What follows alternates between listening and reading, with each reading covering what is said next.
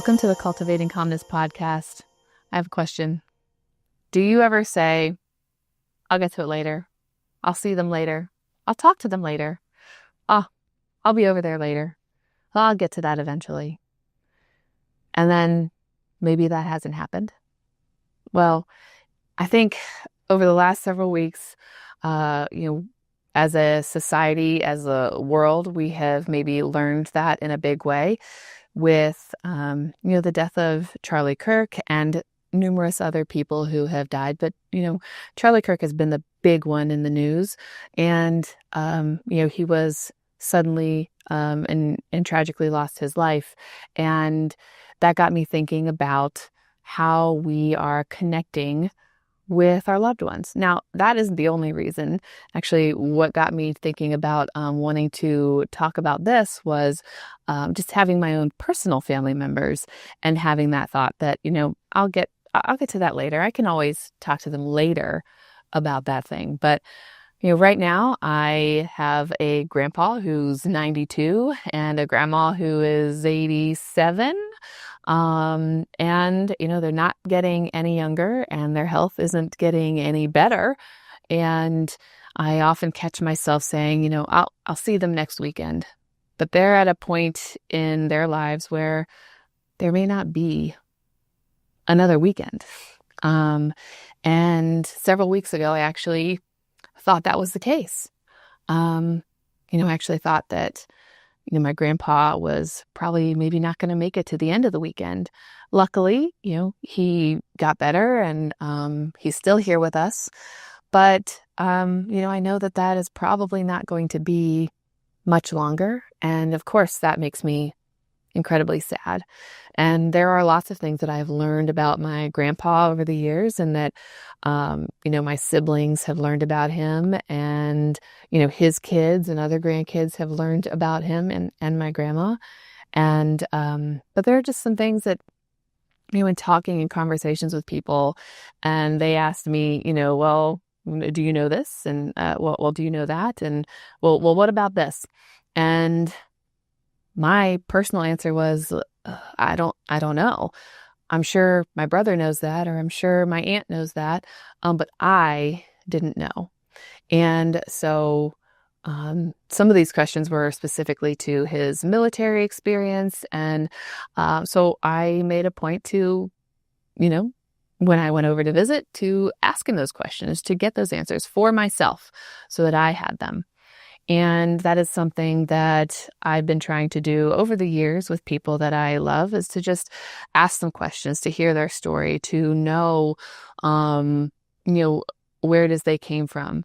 And one of the reasons I've always done that is because, my mom died when I was so young. And so there are many questions that I have for her that I can't ask her. So I have to ask other people. And, I don't know if their answers are the real true answers or not.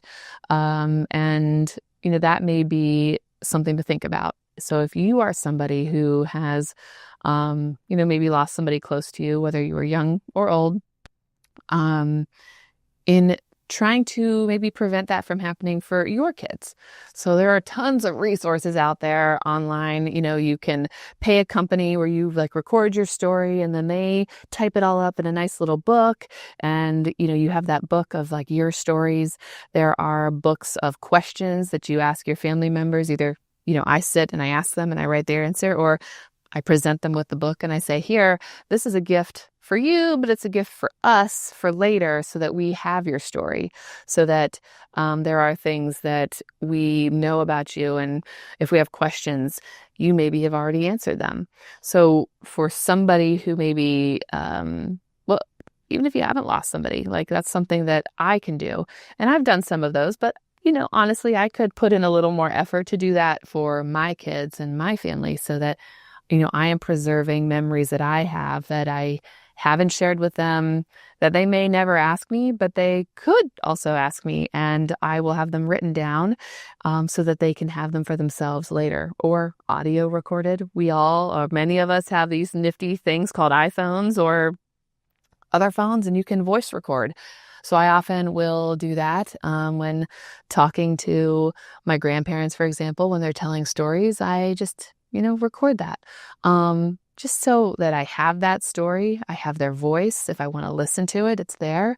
Not something that most people were able to do, especially 30 years ago when my mom died.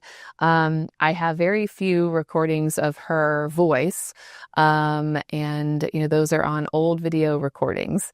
So, it's just a little different. So in kind of being around family and seeing them over the years, especially our older family members, I think it's important for us to recognize that they aren't always going to be here.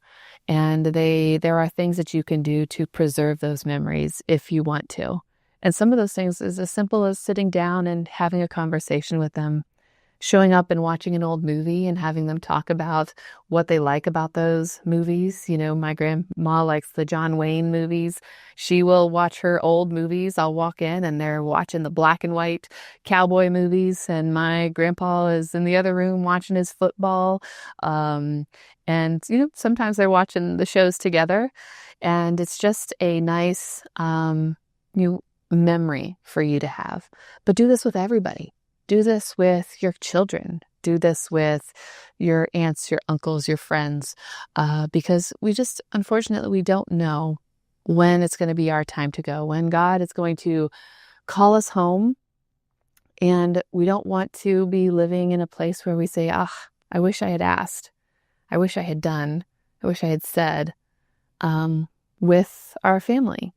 And, I am equally as guilty of doing that. And that's why I wanted to talk about it today. I have family members that are having a difficult time with their memory, and it's sad to witness that.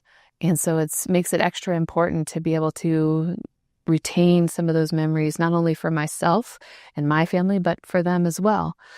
Because they may not be the same person in a year that they are today. And we don't want to look back and say, I wish I'd recorded some of that. I wish I had done something about that when I had the chance. And so now's your chance. Now's your chance to think about preserving those memories, those experiences that you have with your loved ones while you can, and not, taking them for granted. So I know it's easy to do. We live busy, busy lives. There's always something to be doing, always someplace to be going. And it's okay to just say, some of that stuff isn't so important. So I know I've been taking advantage of that when I have had downtimes at work, where I can go and visit my grandparents or other family members. I will do that. And, yes, I could be getting work done. There's probably more that I could be doing for work, but I'm not going to get that time back with my family. And that could be something that I can work on, is to be able to do that even at home, like putting the phone down, watching all the stories and seeing all the things that are going on in the world, bringing that attention to what's going on in our world, what's going on in our family and in our home. And taking some time and setting that aside. So, big events tend to bring these things to the forefront, and we don't want to forget that. And we don't want to forget the people that we love and the things that they have brought to our lives, and the things that we can share and pass on to other people in our lives that will also care about them and do care about them, and preserving their memory. So that's kind of what I had for today. There are many, like I said, apps and companies and books and things out there where you can preserve memories of your loved ones. So if that's something that interests you, would help you with this, I encourage you to go purchase one of those or make one yourself, and get those things in writing, get them down so that you have those things stored. You have their important memories that you can continue to hold on to and cherish and share.